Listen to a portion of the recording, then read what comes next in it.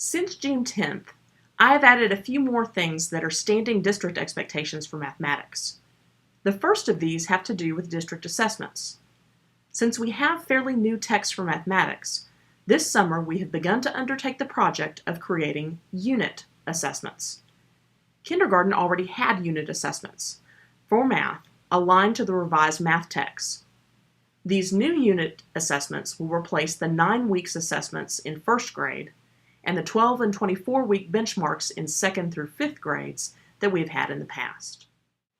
The unit assessments are built as much as possible in a STAR format, with emphasis on readiness standards, not forgetting supporting standards, and with at least 75% of questions also aligned to the mathematical process standards. Digital copies will be provided, but not print copies.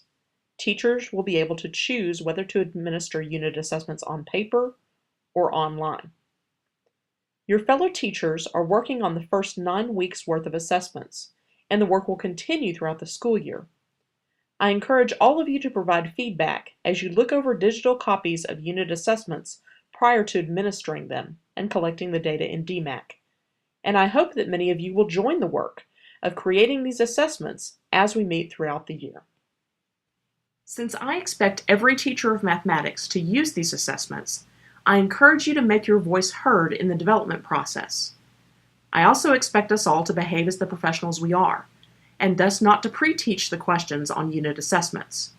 Doing so would defeat the purpose of assessment, which is to provide students with meaningful feedback and teachers information to drive instructional decisions.